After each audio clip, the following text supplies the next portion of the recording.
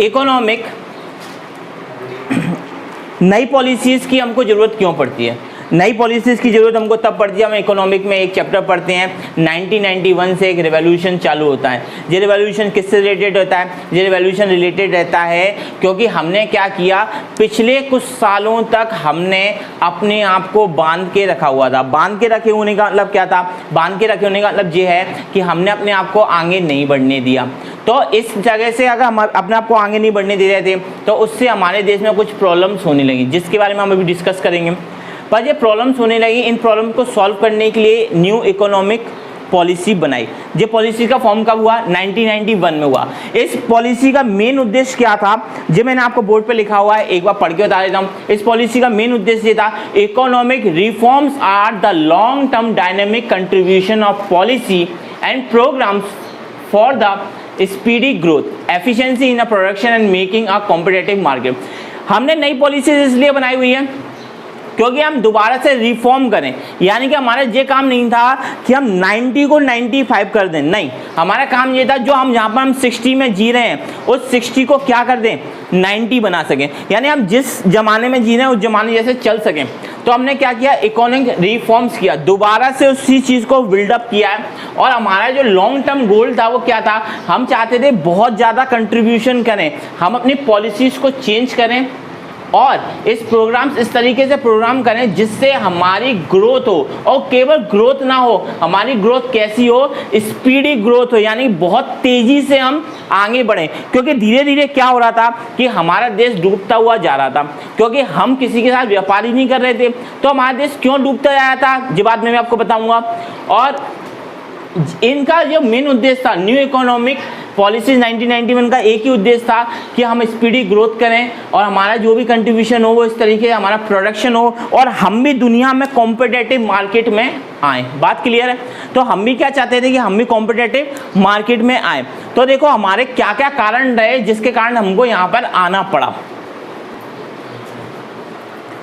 Some factors which is responsible, कुछ ऐसे कारण थे आखिरकार न्यू इकोनॉमिक पॉलिसी लाने की जरूरत क्या थी 1991 में। न्यू इकोनॉमिक पॉलिसी को अब मैं शॉर्ट में लिखा करूंगा NEP, न्यू इकोनॉमिक पॉलिसी लाने की जरूरत ही क्या है यार। अगर या पहले से, या तुमने जब देश को आज़ाद किया तो तुमने से पहले से ऐसे नियम कायदे बना रखे होंगे। तुमने देश आज़ाद किया तो पहले से ऐसे नियम कायदे तो बना रखे होंगे ना कि आगे जाके हम फिर से गड्ढे में नहीं घुस जाएं।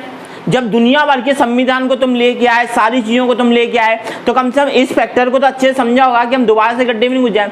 यानी कि तुमने कुछ ऐसी गलतियां कर दी, देश बनाने वालों ने, देश के कानून बनाने वालों ने कुछ ना कुछ ऐसी गलतियां कर दी जिस गलतियों का भुगतान उन्हें 40-45 साल बाद करना पड़ रहा था।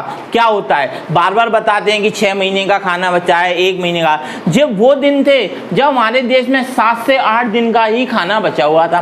खाना बचना है GDP ग्रोथ, नेशनल इनकम, पर कैपिटल इनकम, जो हम लोग 12th में पढ़ेंगे कि मेजर सेक्टर्स कुछ होते हैं, माइनर सेक्टर्स होते हैं। तो उनके थ्रू हमको एक बात पता चला कि हमारे देश में अगर 7 दिन का, 15 दिन का, 10 दिन का खाना बचा है, इसके बाद हम कर्जे में डूब जाएंगे। तो ऐसा क्या कारण हुआ, तो वो कैसे, कौन कौन से फैक्टर थे जो मेजर फैक्टर थे जिनके बारे में आपको बताना चाह रहा हूं। ऐसे मेजर फैक्टर जो इसके लिए रिस्पॉन्सिबल थे। पहला फैक्टर है fail in foreign exchange reserve. Reserve मतलब समझते हो, इकट्ठा करके रखना, रिजर्वर, तालाब टाइप का।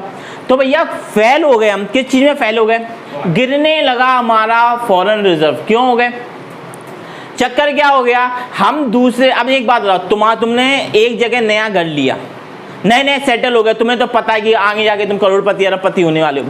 तो तुम यार एक नई जगह सेटल हुए हो, अब नई जगह सेटल हुए हो तो उस कमरे के लिए सोफा लोगे, टीवी लोगे, बेड लोगे, AC लोगे, जिस स्टैंडर्ड में हो तुम तो उस स्टैंडर्ड में जाओगे। तो भैया जब स्टार्टिंग में हमारा देश बना तो हमारे केवल खर्चे ही खर्चे हो रहे थे। क्या हो रहे थे, हमारे केवल खर्चे ही खर्चे हो रहे थे। और खर्चे भैया, अब घर में तो पैसा नहीं छापते, पैसा कहाँ से ला रहे, डॉलर से। तो आप यहाँ पे नई फैक्ट्री लगा रहे हो, रोड बना रहे हो, नई टेक्नोलॉजी ला रहे हो, तो क्या हो रहा है, आपके खर्चे हो रहे हैं। खर्चे होने के कारण क्या, जो डॉलर तुम्हारे पास रखे हैं उन डॉलर को तुम खत्म करे जा रहे हो। और दूसरी क्या काम कर दिया, दूसरा काम ये कर दिया कि विदेश से तुम व्यापार कर नहीं रहे, और जो थोड़ा बहुत कर रहे हो उसमें भी इतने लाइसेंसिंग सारी चीज़ों की कहानी बना दी है। वो सारी कहानी का रट्टा क्या हो गया कि हमारे देश में कोई व्यापार करना ही नहीं चाहता, क्योंकि इसके नियम कायदे बहुत टफ हैं, टैक्सेस ज़्यादा लग रहे हैं। तो ये नियम कायदे बहुत टफ थे, उसके कारण क्या हो गया, फॉरेन एक्सचेंज रिसोर्स हमारा नीचे गिरने लगा, क्योंकि ये पैसा तो उतना ही है, और उसे ख़त्म करते जाओगे नई नई चीज़ें लेने में, पेट्रोल लेने में, नई टेक्नोलॉजी लेने में, नई नई चीज़ों को विकास करने और घोटाले करने में।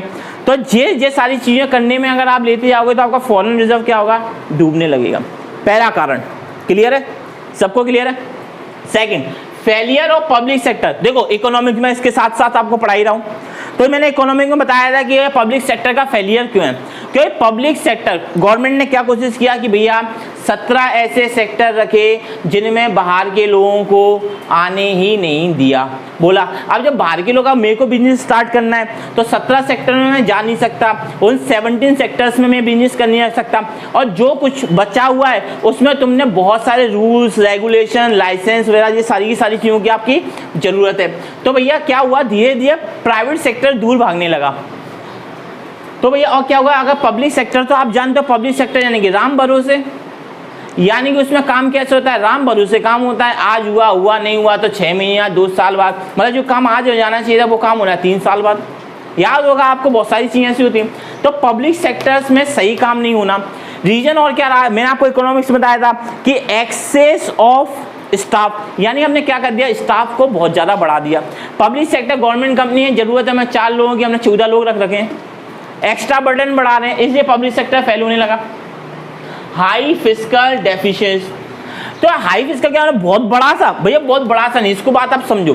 देखो fiscal deficient refers to the borrowing from the government of account of the excess of expenditure over the revenue. क्या expenditure over the revenue, revenue account में समझाया है, रेवेन्यू यानी कि आपकी कमाई, एक्सपेंडिचर यानी कि आपका खर्चा। आपके खर्चे बढ़ने लगे और कमाई कम होने लगी।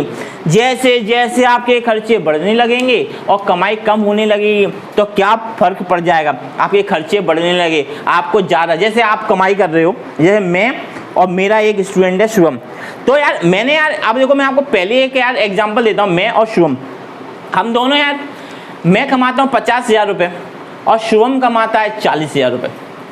अब आप बता सकते हैं हम दोनों में से अमीर कौन है, तो आप कह सकते हैं कि सर नितिन सर आप अमीर हो, पर ऐसा सच नहीं है। सच तो तब है कि मैं 50,000 कमाता हूँ, मेरा 60,000 का खर्चा है, और शुभम 40 कमाता है, उसका 20,000 का खर्चा है। तो अब बताओ अमीर कौन होगा, शुभम होगा अमीर, जाहिर सी बात है, आपको सबको पता है, क्योंकि खर्चे भी तो देखने हैं। यानी कि क्या हो गया, एक्सेस ऑफ एक्सपेंडिचर, एक्सपेंडिचर भैया बढ़ गया, तुम्हारे खर्चे बढ़ते जा रहे हैं, तो और तुम्हारा रेवेन्यू क्या है, कम है, तो आपका देश नुकसान में आया था।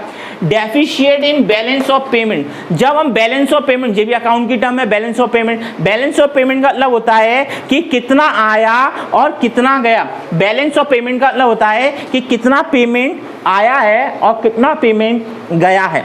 ओके, तो आप एक बात को समझते हैं कि बैलेंस ऑफ पेमेंट का मतलब क्या है, कि कितना पेमेंट आया है। अब आपको देखना है आपके घर में आया आया आया आया लाया है और आप कुछ भेजने है, यानी इंपोर्ट इंपोर्ट इंपोर्ट करते जा रहे हैं, एक्सपोर्ट कुछ करनी है। जब आप एक्सपोर्ट करोगे ही नहीं तो पैसा कहाँ से आएगा, डॉलर आएंगे नहीं, डॉलर आएंगे नहीं तो आपका रुपया और नीचे चला जाएगा। Increase in a role of inflation, यानी कि जो अमीर है वो अमीर होते जा रहे थे और गरीब है वो गरीब होते जा रहे थे, तो चीज़ें क्या हो गई, हद से ज़्यादा महंगी हो गई, इंक्रीज हो गया रोल ऑफ इन्फ्लेशन। तो आप इस बात को आराम से समझ गए कि क्या कारण रहे थे। अब इन कारणों को कैसे चेंज किया गया था, क्या हुआ था, उसके बारे में हम नेक्स्ट वीडियोस में समझेंगे। ओके, तो सब्सक्राइब करें, आपको डेली क्लासेस मिलेंगी। Bye bye.